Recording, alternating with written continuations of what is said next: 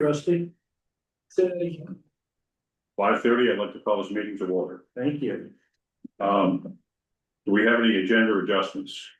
Not that I'm aware of. Okay, any public comment? We don't seem to have any public. There being none, we'll move on to the action items. Do I have a motion to approve the minutes from December 3rd? Make motion to approve minutes as written. Second. Any discussion? There being none, do I have a motion to approve the Oh, we gotta vote. minutes? We just have to vote. We didn't vote, did we? You just have to vote. You already did. You already have a motion. Yeah. Oh, yeah. Okay, all those in favor? Aye. Aye. Aye. The ayes have it. Okay, the next item is the check register. Do I have a motion to approve the check register? Make a motion. Second.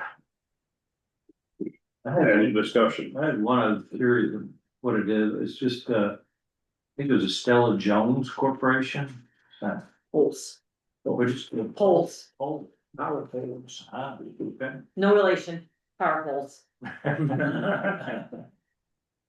I know, Stella Jones is anyway. Okay. All those in favor of approving the check register?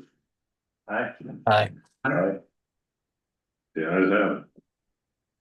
Okay, the next action item is the Green River Fund transfer. So I have a motion to approve the Green River Fund transfer. I'll make a motion. A second.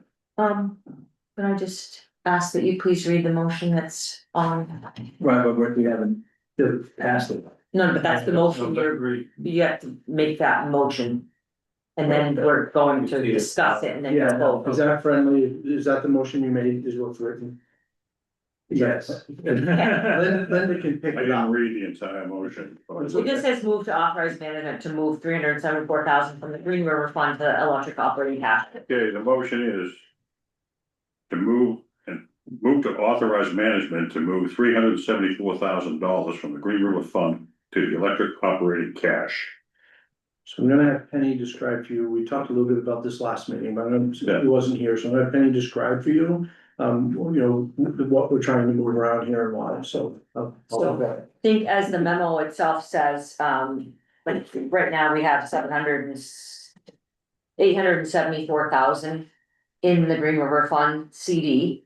And we wanna move 374 out, which would leave 500,000 in that account. The funds would be used to pay down accounts payable as well as reduce the amount of our line of credit, operating line of credit. Just as we move forward into rate case, more financial review by the Public Service Board or DPS. I think it would be good to do that. And then, like I said, still have a 500,000 in there. Earning interest at 3.6-ish%. Yes, I don't think we want our rate increases disapproved because we have too much money, but it's just a smoke and mirrors. Yeah, no, understand. And we do have like, I just looked as of today and some more invoices were keyed in for like monthly, the sewer costs and, some of the Jersey Heights thing, but we have like a little over 1 million in accounts payable. Some of that, it's not all current, and some of it's out, and some of it's, a bunch of the property taxes, which we book now, but don't pay until 2026. So yeah, it would be used to pay AP down and that line of credit, down to a more reasonable number. You have the numbers at this point, how much is going to which? Yeah, so I would be paying, 500,000. So this would also include some of our operating cash our cash that we have on hand, as well as some funds that we expect to receive on, for the insurance proceeds from, Hurricane Barrel. But we would be paying down the line of credit, 500,000, and we would be paying, approximately 360 something in VEPSA accounts payable that's due like right now. And then that would leave us with about 300,000 in actual cash on hand But again, we have another 400,000 in VEPSA that will be due, like, within the next 30 days that, you know, I've been able to like manage the VEPSA, but I think this will help a lot. Any further discussion? Nope. There being none, all in favor, say aye. Aye. Aye. Aye. Yeah, I have it. Thanks. Okay, next item is the other business. The Pender financials. Scott, Okay, Scott punishes me when I don't make meetings and puts all kinds of stuff on the agenda. this is the Benny Jones show, I'm gonna sit back and drink my soda. So, I mean, these have been done for a little bit, but finally had a chance to present them to you. Overall, we're still looking okay with the electric department. Water still has a few issues and sewer, of course, is doing great. As I was absolutely, I think we're looking at the electric again, there are a few areas that I not really sure of the variances off the top of my head, so I'm gonna have to look back into them. But our revenues are over budget compared to budget, or over compared to budget. We've had a lot of growth. The budget itself did not include the full 14 point whatever we got for a rate increase. I think it was maybe like a 0.5% less, so. And then obviously some of it is how I allocate it by month. I still do expect it will be over by quite a bit at the end of the year in the revenues. And that is also the case when we come to power costs. Our power costs right now are over budget, which you would expect if your load is up. And that's the variance where you see accounts receivable. I'm sorry, I'm actually on page 15 of 34. We can certainly look at the balance sheet, that's, you know, a lot of accounts receivable and liabilities and debt and stuff like that. I kind of glossed over that. But if you have questions on that, you can certainly look at that. I'm looking at page 15, at the top, you've got the revenues. And we are currently over budget about 345,000. It's the variance column, fourth column in. These up at some point in the future. A couple areas where we are also over budget, and this is where I'm not 100% sure. And of course Kevin's not here, but in the hydro area, you know, we're over budget. I think it's related to some of the hydro work that's been done, but again, I don't recall. I'm sure I looked it up. Same with like Rusty's area, the system expense. I mean, we're over budget. In total, we're only over budget like 32,000. And it's just a split between the distribution and the transmission areas. And again, some of that is the budget itself allocates expense 1/12. And like with our tree trimming, that is pretty much hits like through September, maybe a little bit into October. But the rest of the budget will show up in the next 2 months. And I expect that one might be a little bit closer as we get closer to the year, end of the year. I'm on page 15 now. Customer account expense is slightly under budget. I think some of that has to do with not having a position in play.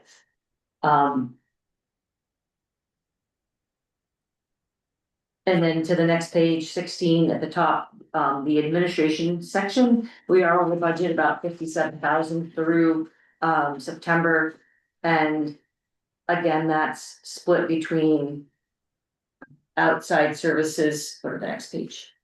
Outside services and administration salaries. I need to research that. I thought I knew the answer on why we're so far over budget, but I think part of that is there's an individual charging their time to the administration area, which it wasn't budgeted there, it was budgeted somewhere else, so I need to follow up on that. So if that comes up, the page you'll reappropriate that, What's that? you'll reappropriate it if that's the page, right? Right. Only for future, I won't necessarily for actual, I Just think curious. the question is what, where does that time belong? And we'll just fix it going forward and make sure the budget is accurate for 2026. Okay. But overall, the electric department is definitely looking good. At the bottom of that page, you'll see the net income is at 160, almost 165,000 through September. And we only budgeted to have it at 80. Some of that too, like the interim loan expense, I haven't actually drawn down on everything that we had. I tried to, again, manage some of the ability of what we draw down on. And we also got some grant income that I wasn't expected. We sold a big transformer, I think, earlier in the year, so that we get rid of it, so that was a chunk of money under the miscellaneous non-operating as well, so. Overall, the electric does look good, even though we've got some variances throughout the different parts of the income statement. Any questions on electric? No, Again, I'm just gonna skip over the balance sheet unless you have questions on the balance sheet for the water department. But we'll focus on page 20. Which again, it's the income statement and it's the comparison from actual to budget. Again, overall revenues again in the water are over budget. Some of that has to do with growth, some of that has to do with, I don't believe. When we, put the new. Rate in for the 3/4 inch meter, I don't think I really had a good handle on what that might be. So you can actually see that we did see some revenue loss compared to budget in the 5/8 meter, but then we had no 3/4 inch, revenues budgeted, so. That is showing a positive. The 2-inch meter usages, we're seeing an increase in that. Compared to budget.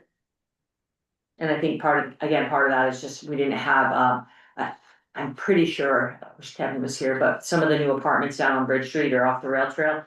I don't think those were fully, occupied at the time of. Based on how I do the budgeting. The next area, the operating expense, the production expense, the supervision and engineering expense. I don't recall exactly what we threw in there for, or what we were expecting, but I put a number of 100,000 in as a budget number for expense and also for grant income. And that we haven't done anything. I think it had to do with some of the work that we're gonna be doing for we put some numbers in, just hoping. not to back up, but how many 4-inch meters do we have? I believe we have 3. The hospital being one of them. The hospital has 3 of them, all 3 of them. Pretty sure. I think you're right on the engineering spend. Obviously, things took longer to arrange the money. We weren't gonna advance our own money first. And then hope that money showed up. I've always been told hope's not a plan, so we slowed that part down and now we've secured the money so we can get going. Colonel Charles Brooke tell me that in a briefing. Hope's Hope's not playing. Ooh. I think it was that word again. I definitely did not make that statement. I stole it from someone, so just to be clear. I just confirmed it, because I knew the sewer number off the top of my head, but I don't know the water, but that makes sense, that we have 3 4-inch meters. And I'm almost positive they're all at the hospital, different services.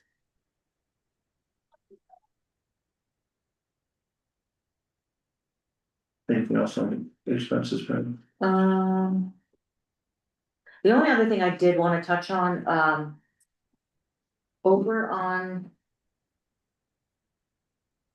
Page 21, this salary expense on that, we're way over budget, but that is, it says salary expense, but that's where we're coding the costs associated with disaster recovery services.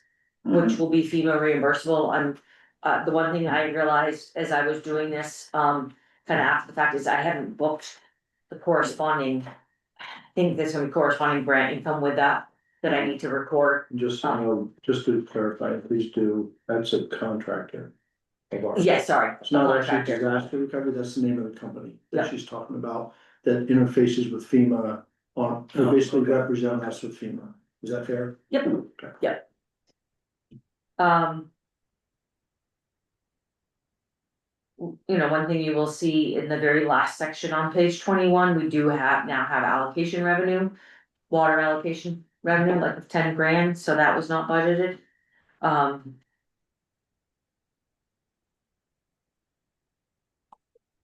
What is that exactly? Why wouldn't it be? We didn't. we didn't It's in the know. Ordinance, we put that in place within the ordinance. Oh. Yeah, and I had no idea what it might be. I know like on the sewer department, I never really budgeted much. I have started budgeting some, although I think it's finally started slowing down. So I don't know what I'll end up proposing for 2026, but, so it's, yeah, 10 grand. So we, even though we do have a net loss on the water department of like almost 14,000 net loss, we budgeted to have a net loss of 30,000, so we're still doing, you know, better than budget. Mhm.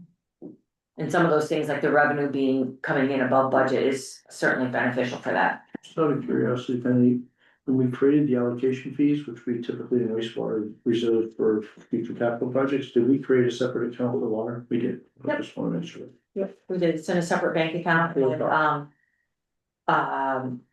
there, I believe. Although it's not really clear, I think, I have a restriction fund as well. So just like all of our local share for the Jersey Heights pump station, that all came through years and years and years of allocation fees coming in. And we didn't have to add that to our rates. The concept here is we can do the same thing next time we need to do a major project at a reservoir or something. You know, 15 years down the road, we'll have some money sitting there and new development will have paid their way in, if you will, right? That's the concept. If you go back to page 17, at the top, it's the second little section, it says designated cash. So those funds, it's the construction funds that are restricted by you guys as trustees, that is those water allocation fees. And the difference of $3 is just interest.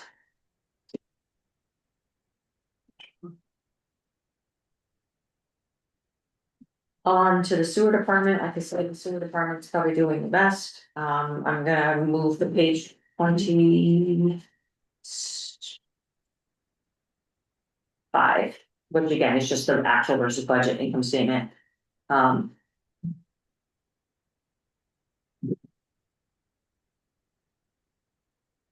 you'll see again, the revenues are about 34,000 over. Majority of it is usage charge, 2-inch meter. And I think I might have misspoke before, thinking the apartments over on Rail Trail Lane actually is a 1.5-inch meter. I'm not sure why I'm not seeing that exact same budget on variance on the water as I am the sewer, but there's a $12,000 variance in the customer charge for the sewer department. We are earning more than what was budgeted by 12,000. And I'm not sure what I did end up doing with the budget back then, but and you will see it, the under 1-inch meter is a little bit less than budget, or like 27,000, so it's under budget, under 1 inch and over in a couple other areas, but in total, we're over budget 34,000. Already then. It's a snow. On the roof. Realize there's that much up there. This Didn't need it. Yeah, I didn't think there was it anything. could be the neighbors too, but I know it was falling off ours most of the Probably day. the neighbors, because they got brand new roof, so Yeah. I'm not staying up there one. Yeah. Well, there's stuff that's falling on the sidewalk out front where I parked. Oh. Yeah, it did earlier. You know, again, in the sewer department, there's some variances up, variances down, I don't think there's anything too majorly earth shattering, We are to the good right now in the wastewater treatment, but sometimes the repairs and maintenance. We had a $23,000 budget or $31,000 budget. And we only have 5,400. And I think sometimes that's you never know what might happen, so I think we budgeted based on history.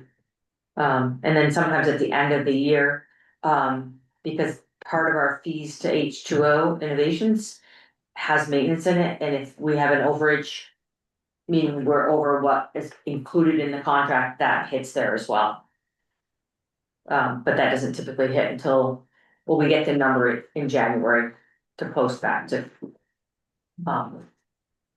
this year. So there's no flood insurance on the, No, go ahead. no flood insurance on the, sewage treatment plant?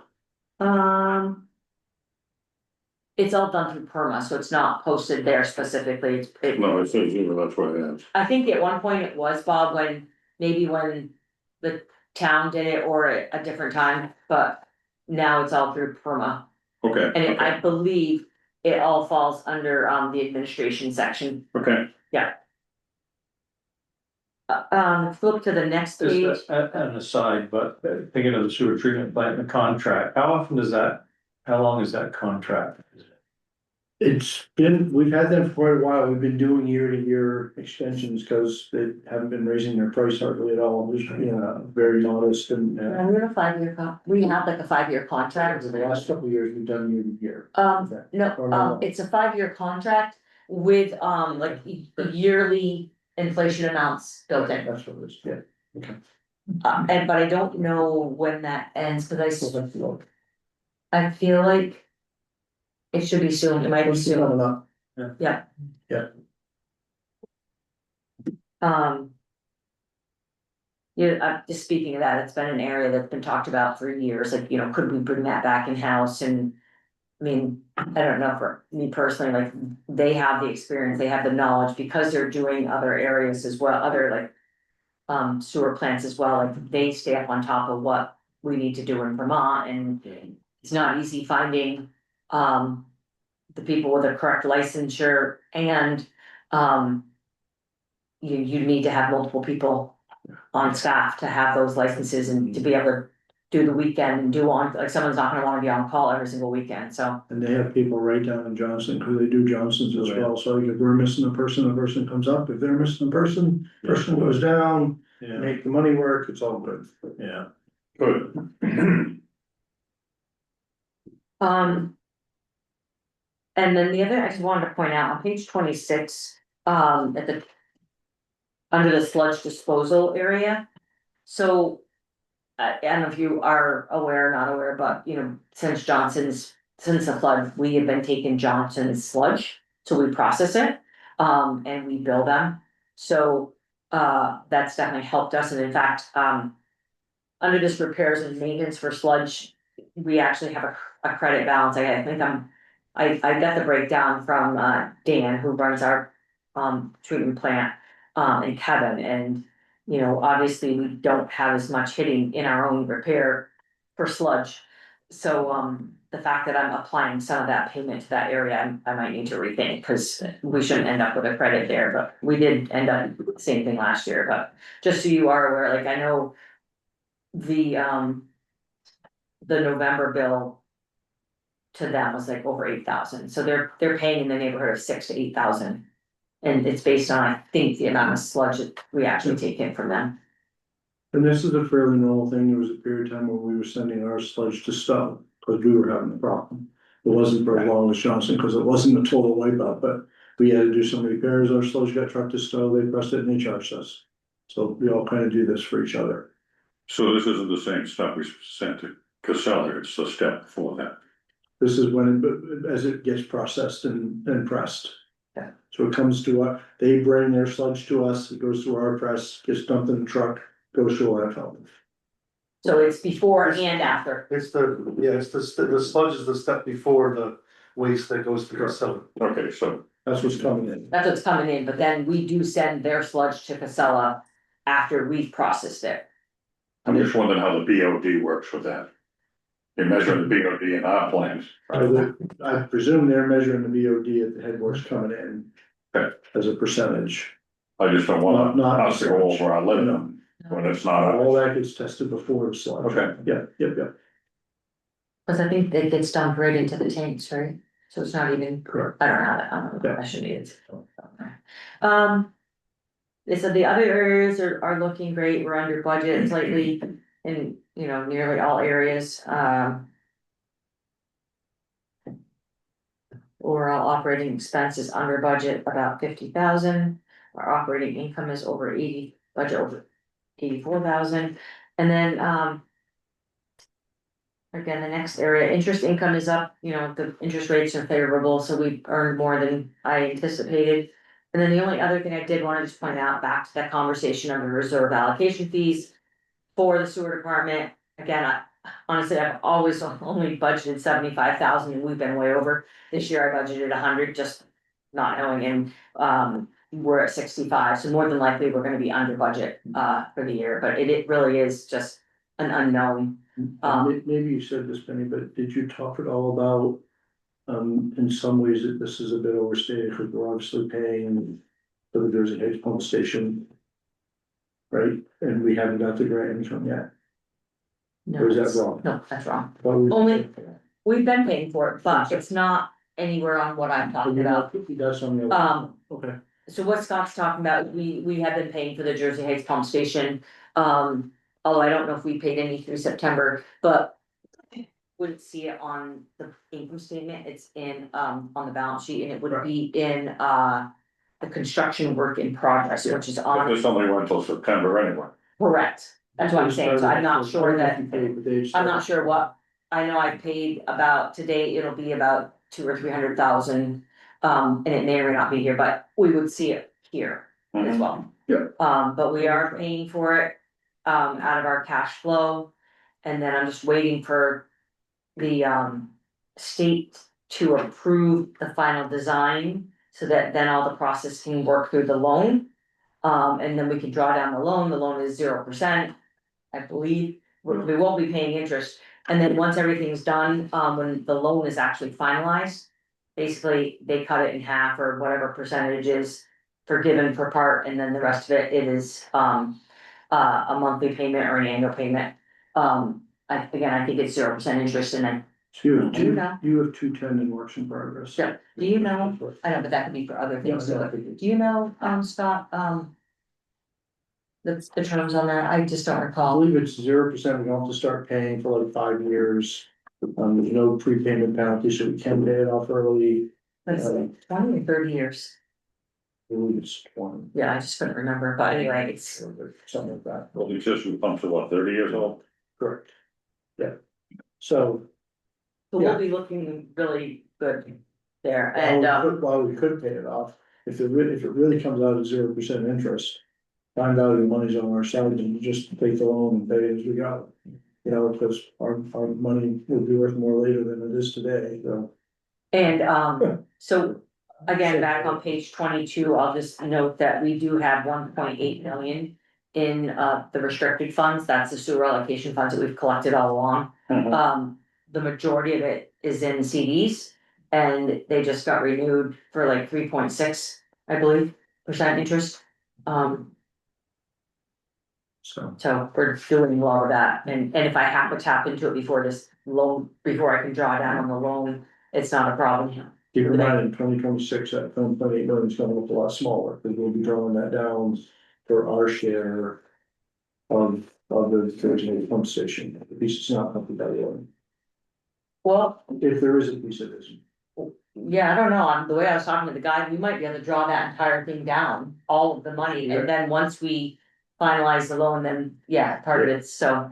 If there's anything that we have to pay at the end, that's where it comes out. That's gonna come out of that, but, That's why we were comfortable saying, the fact it was 1.8 sitting there is why we were comfortable saying to the voters that it wouldn't go on the rates.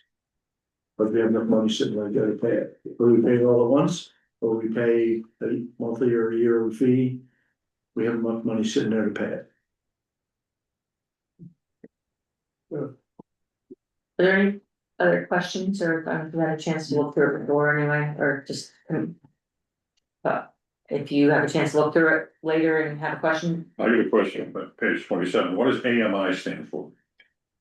Advanced meter infrastructure, What was the first word? advanced. Advanced metering.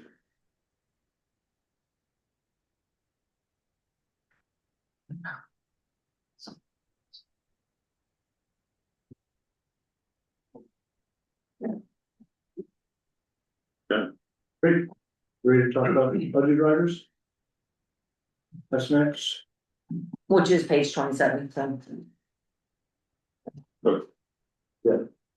So we don't need to talk a lot about this, so you know that one of the things I like to do as we start talking about budget season is just talk about the things that are really gonna drive it. We put them in there, and obviously the cost of power supply on the electric side is gonna be the biggest thing, and we've got our estimates from BEPSA and you know, we don't have a number yet to share, but we're closing in on our union contract, and so there'll be some labor costs that will drive budgets as well. And there's a suite of them in there, and you have them right in front of you, so you wanna talk about what else is on that list that jumps out, you don't have to say them all, because they're right on, but just the real big drivers and see if they have questions. Power supply, the AMI costs, again, most of that's gonna be handled, a lot of it's gonna be handled by, that's as far as the costs, and then at some point, we'll pay them for like, the loan payment. But you'll see that in next year's financial, I don't know how many we budgeted, but we're gonna be advancing money. And then we'll be building website, and so I don't know how you're gonna deal with that. I honestly don't either, Yeah, yeah. so that's probably why I put it in there, it mostly will probably net out in 2026. And then we'll start repaying website in 2027, but how that's gonna show up in the budget, they're gonna be paying and getting reimbursements, and then some of it won't be eligible, and so that's gonna be true cost, and. I mean, a lot of it. We don't know how it's gonna look in the budget, but it may show up as a driver. I don't recall. But a lot of it will be on the capital project, Yeah, but, that's right. again, that's another reason why I chose to not be first for the AMI meters, cause, Correct. I'm gonna let you actually talk about that last one, the resiliency, and I'm not really sure, that's a you thing, reliability and resilience. Yeah, so, when we first, we talked about the budget the first time that I was here, we all agreed that we would, be increasing the tree cutting budget by 25,000 a year until we got to 250. So I think we have one more year left in that. I think we're at 225 this year. And so next year we'd be planning to. That's where we thought, status quo, we landed in a place where we'd be level. And, so once we get to that for a couple of years, then we can evaluate if it's actually the right number.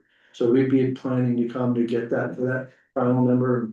I think it's worked pretty well to take small bites each year, and you kind of grow it slowly, so there isn't a big rate shock from it all at once, and. Is that what you put in? Get the job Your done. budget was 250? You put 225? 225 is 2026, yeah. 225 is 2026, okay. Yeah, we were 200 last year. Oh, so I guess maybe we have 2 more or something. So it's just that normal stepwise that function. Sorry, I you get too close, I just saw reliability and It's resilience. okay, no, it's I would okay. call thought it was on- that, picture me. The I other, was on, thought it was the other one, right? the other piece of it is we may see next year even a bit more money, because we're gonna get this resilience grant from the state, which, it's gonna be, I forget the numbers, but like 286,000 or something, we're gonna pay half of it, so that'll come out of our 225. And then we're gonna get, a similar number of federal money, so it'll actually make the number even bigger next year. Because a piece of it's grant money. We have anybody helping us apply for these grants?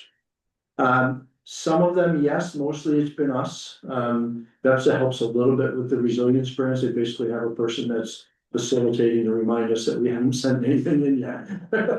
Which is helpful to get reminders, but they don't really have staff that know enough about how to put these together, so. Rusty was the, here's what we need to do person, I mostly wrote them up. Penny is the, you don't know how to do math, Scott, let's fix your math and. get I everybody- haven't seen it, yeah. She's very nice about it, but that, so it's really the three of us on that, for example. But like the, which is on the next, the water supply project, that is going to be under LCPC, LCPC, so so. there will be a sub-recipient, so they'll be doing most of the paperwork at LCPC. And then they'll interface with Penny, since we'll be the sub-recipient, we'll have to give them, we'll be Rusty giving them the content. So that they then can do all the administrivia for us to float that 3.2 million. So. Still we work for Penny, not as much as if it was directly to us.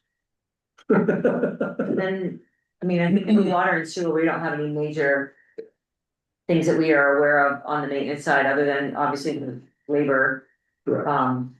Correct. union contract, And then I talked a bit about rate increases, like we don't think we'll need money in wastewater based on the report you saw just a few minutes ago. We do think continuing, we haven't got numbers yet, but continuing to do a small one on water just to stay current. As you saw, numbers are pretty close. There's not a lot of extra money sitting there and we're pretty close to budget. And on electric, I think, we don't know the number, but you know, that 3% that we can really do through local control, that we're hoping this would be the year. The power supply number alone, just as, I'll be shocked if Penny comes and says we can keep it at the 3%. So it's not what we want, but it looks like we'll have to do a full rate case again in 2026. I'm hoping it's not as big as the last couple, but we just, till we do the budget, we won't know. So, but just in terms of the signal, I don't think we're gonna keep it under the 3 like we had. So, we'll see what the number is, but you disagree with that, by the way? with the no, power it's based on the power supply itself, Oh. that being almost 14% increase. So, and that's just something we don't get to control, it's like whatever it is, 40% of our budget or more, and. You know, we get told what that number is. Right now, I think we're gonna be slotted for like May. For the rate case. In any case, yeah, we've informed EPSA that they should assume that we're not gonna be able to do the 3%, that they need to slot us into their schedule. And if we pull out, it's okay if we pull out, if we have a miracle and we can not do a full rate case, there's no penalty to us, we just needed to get in line. Everybody, in other words, all utilities are doing full rate cases next year, that's really the answer, just about. Because everyone is swatting their space. With EPSA. So. Any other questions on that stuff? Good. We'll talk insurance. I think that's next. Bucket truck. Yeah, bucket truck. All right, so you were all here, so you'll remember Travis might not have been, when the bucket truck, when I first got here. We walked through this, so basically what the memo says is the same thing. There's a bit of a conundrum with governance in that you can't find future board. But we can't get delivery in less than 18 months. So really what we did then and what we're proposing now, we're coming to you to say. We have a really old bucket truck, Rusty can talk to you about it, it's not reliable anymore. And it needs to be replaced, and he can give you all the particulars about it. So we're planning, unless we hear fatal flaw analysis tonight from you, to put that out to bid. Cause that's what we gotta do first. Then we would bring the bids back to you and see if it's within the realm of what we think is a responsible bid. And have you look at the bid and give us the high sign that go ahead and order the truck. And probably even have you move to do it. And the challenge is that you'll probably be 2 budget years from the one you ordered, or at least 1, because we won't do this till January, so it'll probably be 27 before the truck shows up. So when we're doing the budget for 27, and then when the bill comes in. It's technically a different board, even if it's all the same people, and you can't bind that board. To take the action for the thing we already bought, even if it's on an action you took. So the best we can do is to be really transparent and say. We're thinking we're gonna buy this truck because of the reasons that Rusty will explain to you here in a second. Then bring the bid to you for approval. And then come to you, whether it's pay cash or use some of the reserve fund, we're taking over a combination of all 3. In 2027, both in the budget and then when it shows up, to pay the bill. There's really no solution for it unless and until these trucks can get built in less than 12 months. But we aren't there supply chain wise yet.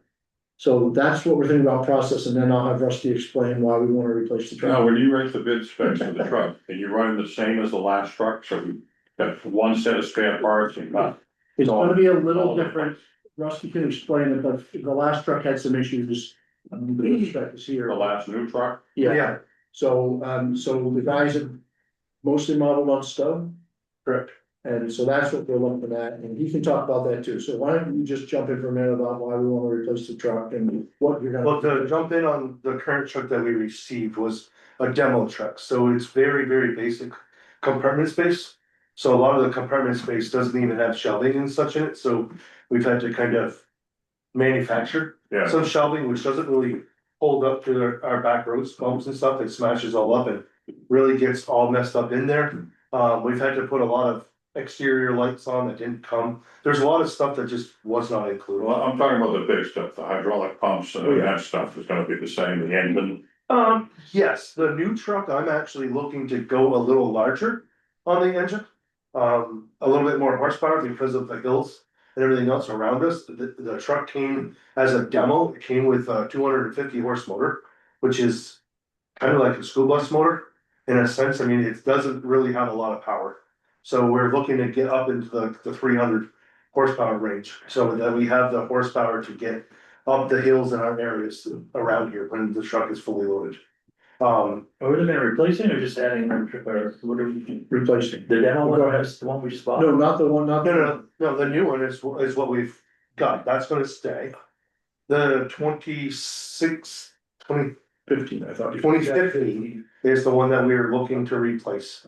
That one there is starting to get into the situation, we just, this past year, we just ended up putting $20+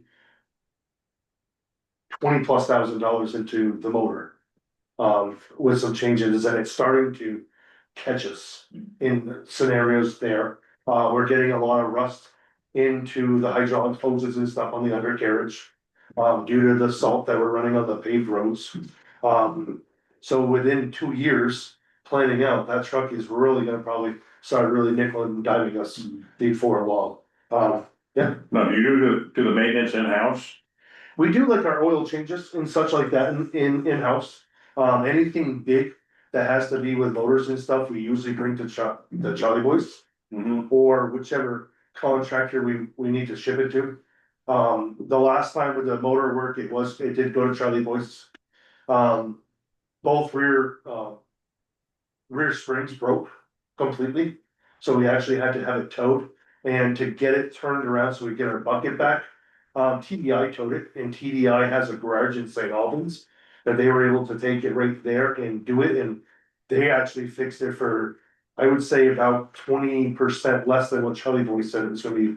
So it worked out great for us, as in financial, to get it fixed, but those are the type of things that are really starting to break down on us there. And looking into the future of 2 years, turnaround time, that's where we're looking to get this new truck.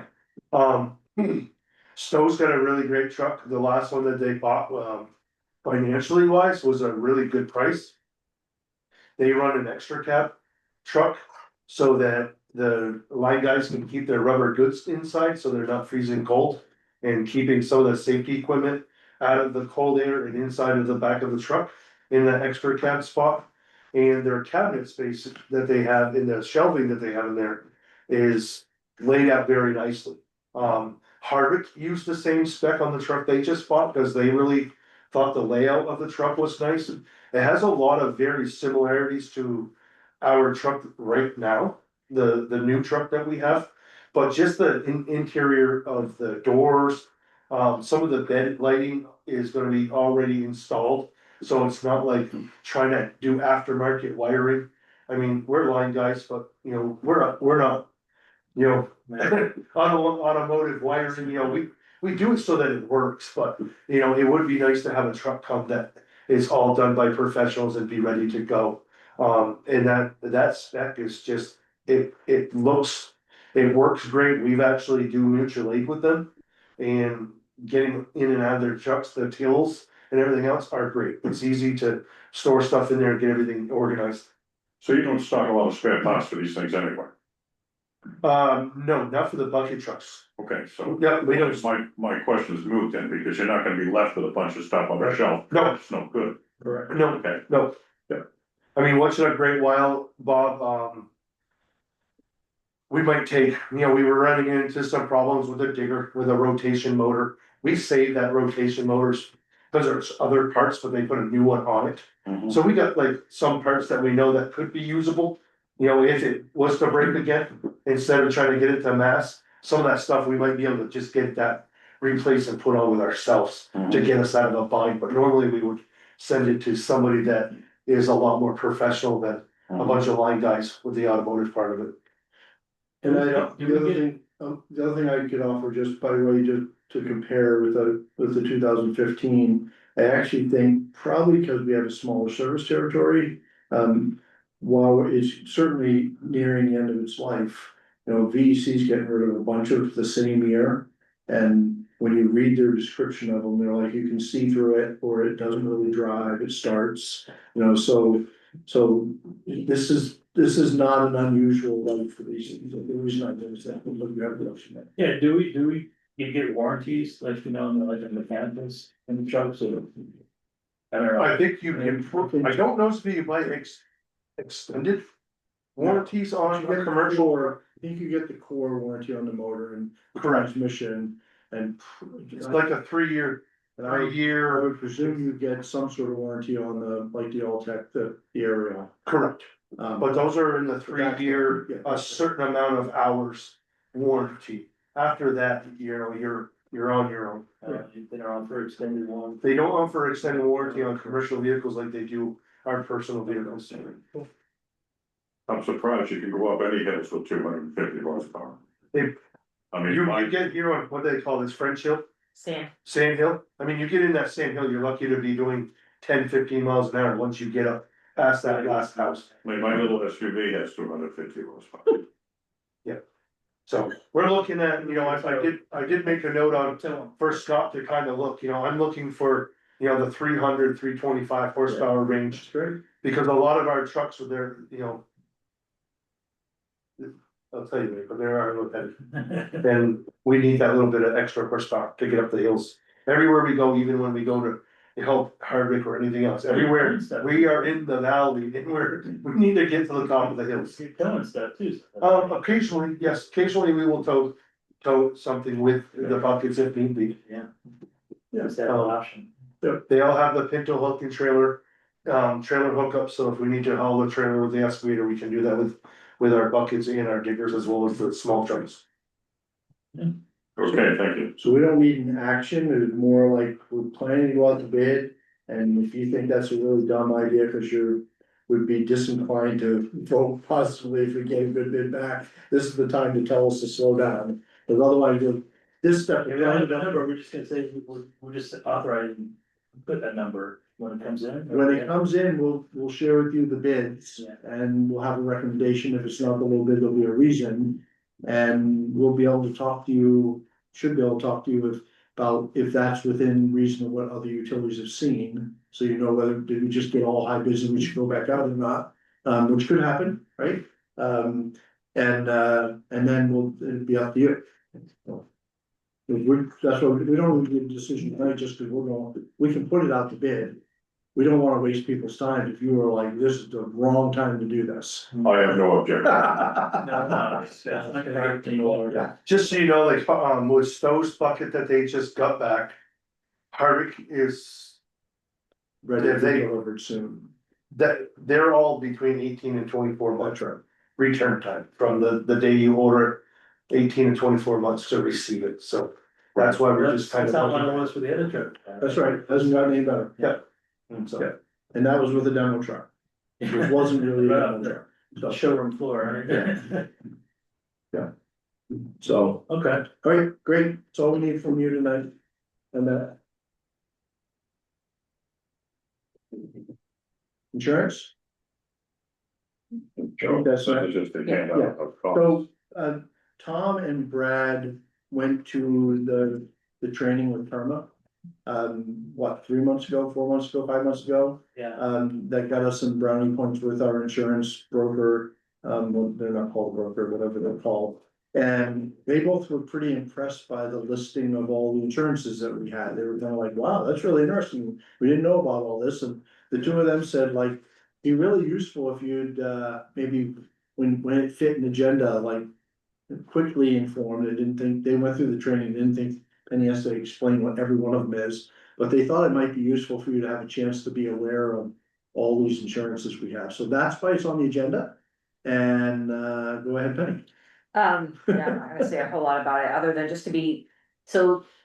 Every year PERMA, which is the Public Utility Risk Management Association, is an association that was started for insurance coverages, by a group of Massachusetts, companies.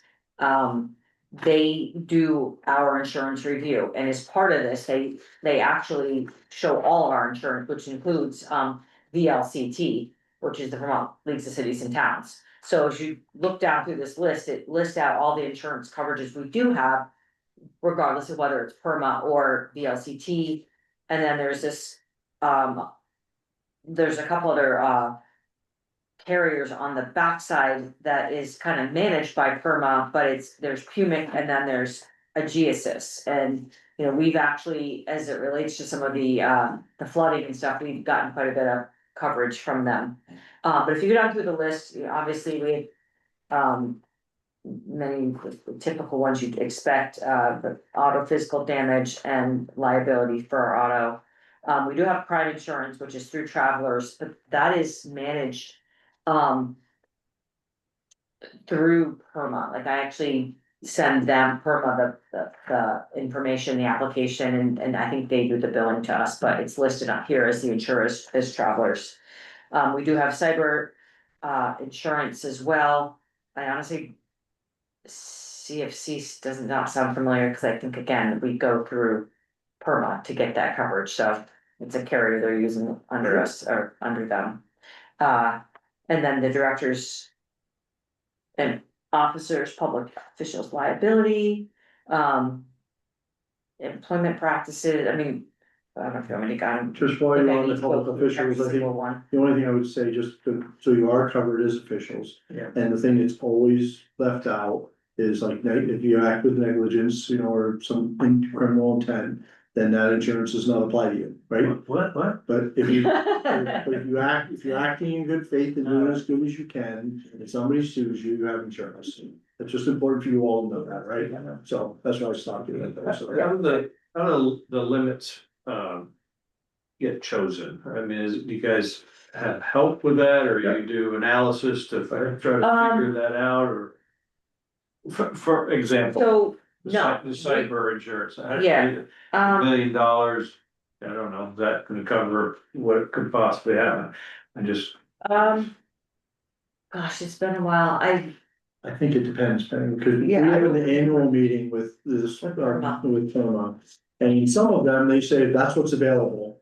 And with some of them, they say, here's what we recommend. Yeah. And then with some of them, they say, we're not even sure if you want this, let's talk. yeah. And maybe there's a fourth and fifth category. yeah, but and She spends like literally 2 or 3 hours, Penny and I, and goes through this list in exquisite detail, with backup for all of it.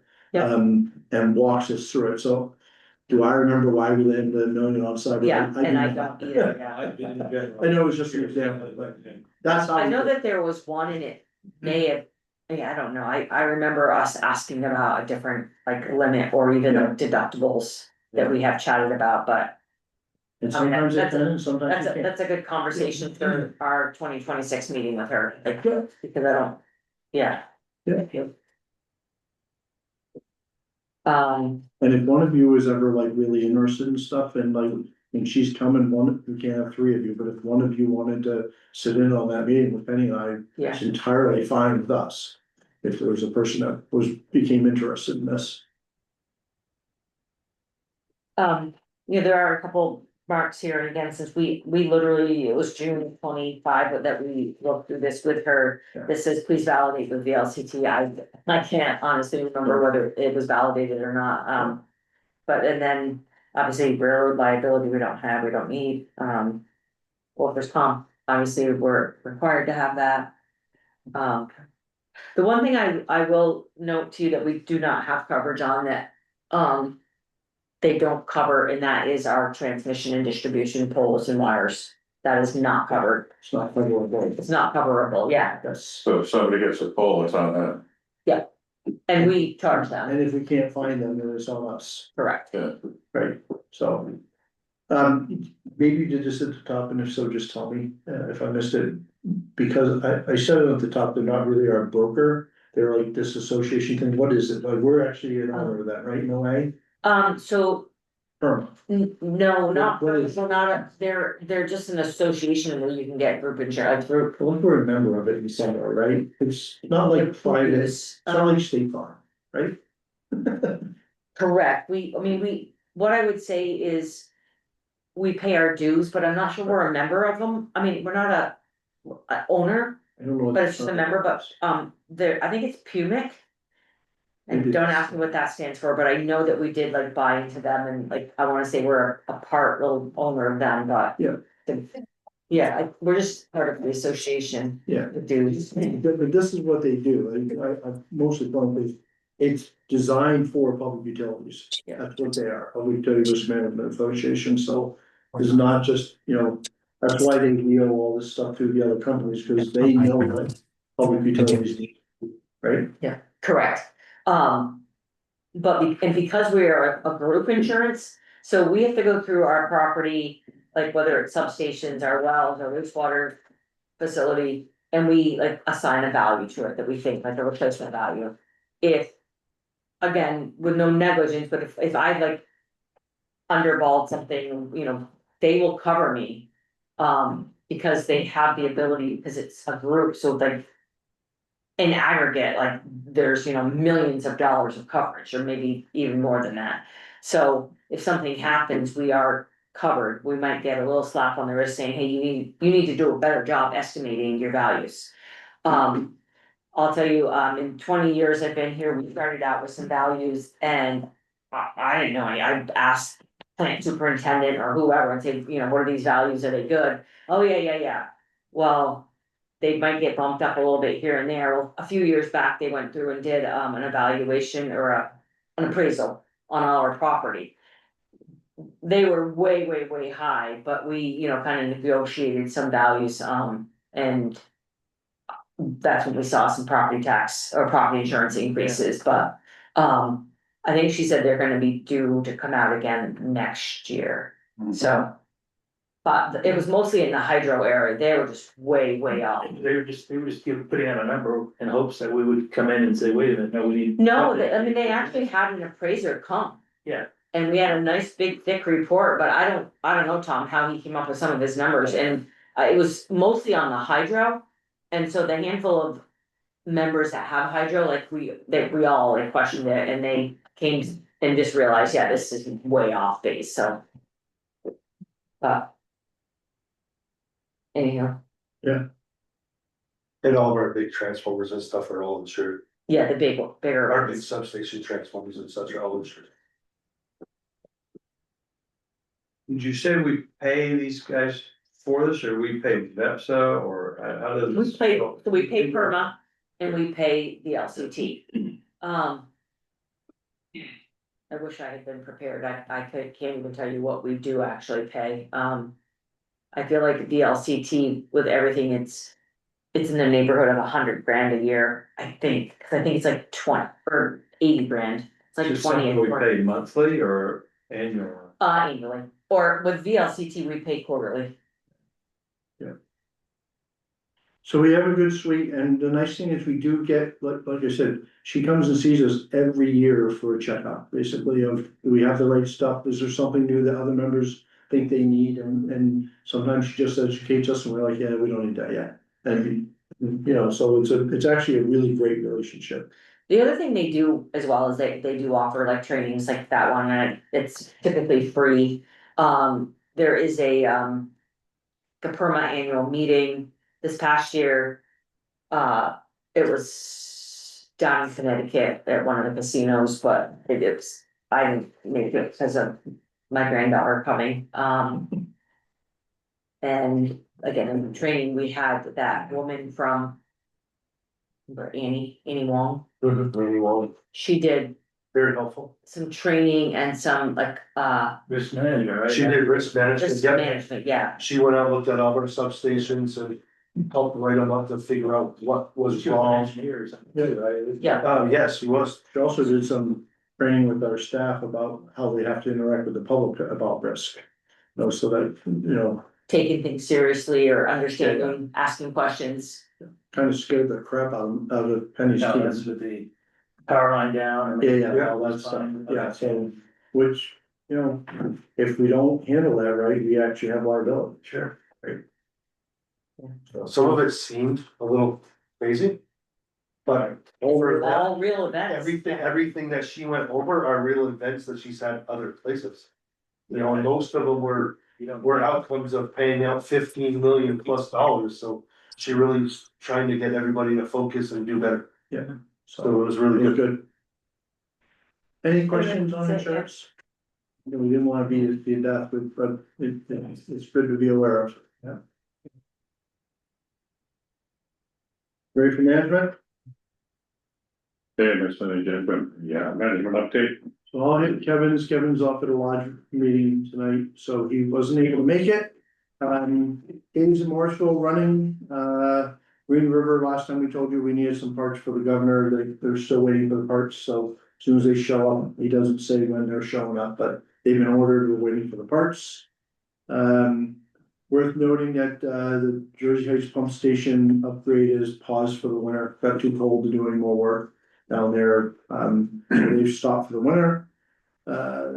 We also are part of the state is testing at sewer plants for PFAS baseline, so they take that, the samples at the headworks. I hope everybody in the state is worried about why the state's doing this, because there's no solution for PFAS today. And there's no treatment plant in the United States that's not gonna have PFAS coming in at the headworks. So why are you collecting data when you know it's there, and then A&R and the health department are gonna say we should do something about this, but there's no solution. So, you know, and once we have it, you may have landfills say that they won't take our sludge, because then they're gonna be held to account for the PFAS, so.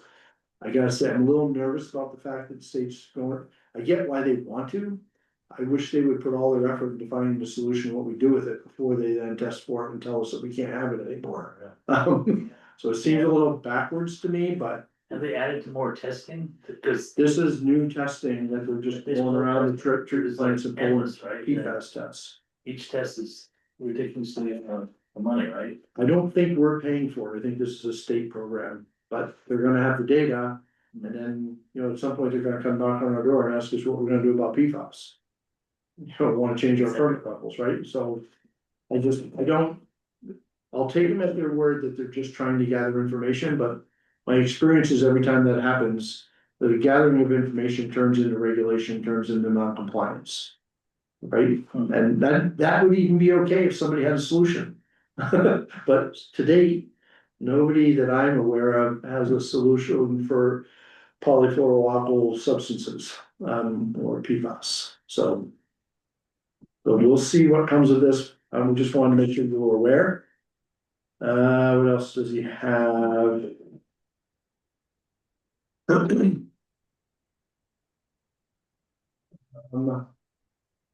Was there, Yeah, I think our water line break down here? There was a customer line, unless there was another one today, that's the only one I'm aware of. No, it got dug up too, we found that it was dug on the customer stuff.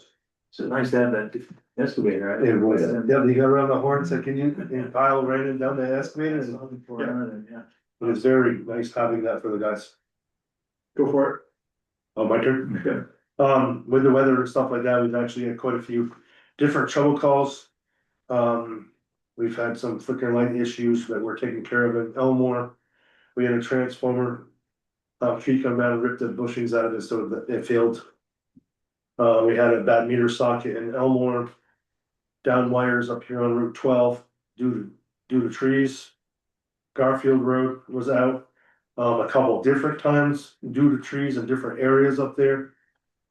We've done some, digger truck maintenance on our own out there. We've got new winter tires on to that truck. They were the original tires. They were not working out very well in the winter weather.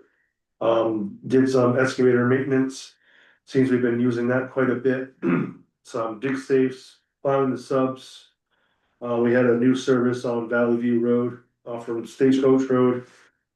We did accomplish the ledge hole that we ran into on the 3319 line. So we are down to one pole left on that project.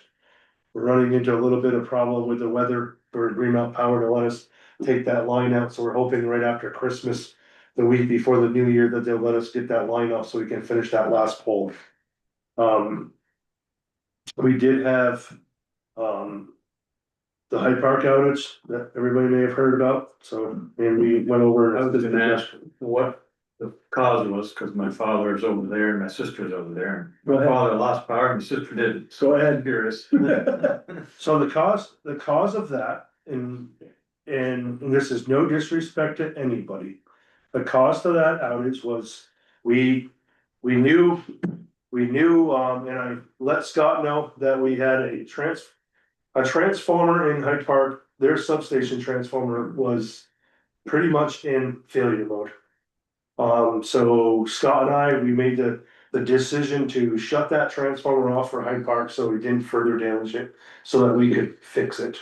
So we picked up Hyde Park out of our sub 5, which we've done several different times and successful, and it was successful.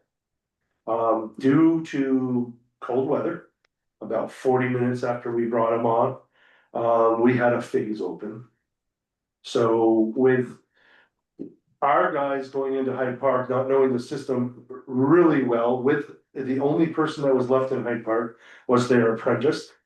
So they instantly wrote the line up thinking it was a fault, so time went by. They came back, they threw the fuse in and it did not hold.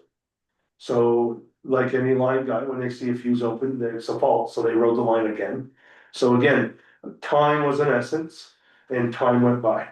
So once they came back, that's when they tried throwing it in again and it would not hold. And in the lineman's world, what they call it is cold load pickup.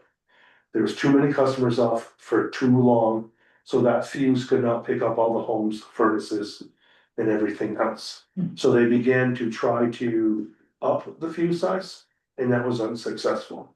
So what they do in a case like that is they move themselves out beyond and they start opening up cutout doors to eliminate the loads so that you can turn on a small portion of that line.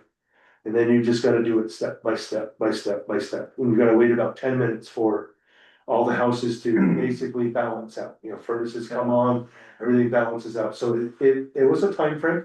It did go lengthy, but it was because due to, you know, it's 15 degrees out there with a wind chill and things were not going correct. Yeah. The unfortunate part is with that, we found out there's a little bit of the fuse coordination with us to pick up Hyde Park is not perfect. So the fuses that when we reversed it and we feed them, the fuse sizes were a little too small. So we have consulted the engineer and we're gonna work with Hyde Park and change those. And so that we don't run into that problem again, especially during the cold months. So. So what made the fuse blow initially was everything coming on the line at the same time. Correct. It was low when basically when we switched over. For an example, they're fed with 65 amp fuses, out of their substations are 100, so we're already lower. So that one phase, and we did a study on the line and. A phase and C phase and a 3-phase line were both about 60-70 amps.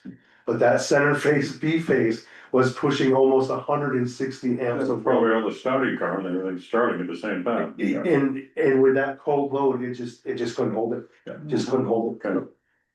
So the other thing I would tell you is that, you know, the decision that we made to turn their sub off has turned out. The next day we checked in with the power engineer and a substation vendor. We had a video of what was going on, because it was actually arcing inside of the transformer. And they basically said in the 12-hour range, you probably would have had a big boom. And it was that close to just exploding. So it was you know, we were flying blind with a system we didn't know, but whether it was because Rusty's smart or we were just lucky, we made the right call. So while they had to go through some stuff, it turned out that, you know, we found out we made the right call.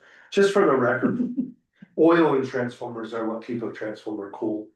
And that's what actually keeps everything purring inside. And once Scott took over management of Hyde Park, they did reach out to us this summer and were stating that they were having some problems with some overheating and such, and we're looking for help back then. And so actually, once we did it, Scott's like, you know, can you please go look at this thing? And it was identified that we believed that transformer was about half full of oil. So what happens in a situation like that, if inside there you start getting very low oil in there. One, it can't keep cool. And two, that oil keeps that transformer from arcing inside. There's oil and then there's gas that pressurizes that inside so that it can't arc. Once it gets low, it starts arcing. So when we were listening to this thing, I went there a week before and I used a thermal imager to look at the temperatures in that transformer to determine where the oil level was. And that confirmed that it was half full. We were using an outside contractor to look into filling this transformer, so they wanted more pictures and more information, so I sent Nick the foreman over to get more pictures, and he brought back this video. And he's like, you need to listen to this thing is a grumbling bear. That noise, what it was, it's arcing inside, so the part that the engineer was very worried about is when that starts arcing inside, it starts burning the oil, which creates gas. And then all of a sudden that can create a spark and then it can ignite and explode. So I came to the conclusion and talked to Scott and we both came to that conclusion that we needed to get that transformer turned off. So that we can rescue it and get it taken care of. Now, is that something that's done like replacing like an oil filter, like you just fill it up, or do you have to have a contractor come to it, or is it? Contractor. It shouldn't turn up. They specialize in what they're gonna do. They're actually gonna come drain it. They're gonna measure the transformer to make sure that it's still well. They're gonna refill it with new oil and they're gonna repressurize it. What are they, They're, just air or what? no, it's like a nitrous gas, a CO2 gas that is pressurized inside that tank. It's filled about 6 inches, 8 inches less, and then it's pressurized. So, There, can you remember all that? no, I'm telling bad transformer. didn't roll it. Hey, guys, I gotta go. Thanks, Travis. Yeah, just Okay, have a good night. Yeah, take care. Okay, some of the oil leak, some of the I've oil got 3 minutes. transformers, real nasty stuff. They were, yes, they're PC, they were. My ride's gonna show up. Have a ride come. This one's been tested and stuff, so it's not. Well, so, since he has to also go on the wrong forum, can you put us into executive session? So there's one thing I'd like Tom to hear before he has to go. And Okay. any matter of deferral management report. So, do we have anything for executive section? Yes. Okay, yeah, Yeah, it's 313A1, A, B, and E. okay, I move to go into executive session. Under VSA 313A1A, B, and E, premature discussion of which disadvantages Morrisville bottom line. I also move that the general manager and the management team be included in the executive session for items B and E, and also that the general manager be included for item A. Second. Okay, all those in favor? Aye. Yeah, I have it. Nice. Motion to adjourn the meeting? Motion to adjourn, yeah. No, motion to come out of executive session, right? Yeah, that's first. Oh, I didn't think we needed one. Oh, okay, motion to come out of executive Executive session, session. Motion to adjourn the meeting, second, all those in favor? aye. It is 6:45. Pause this.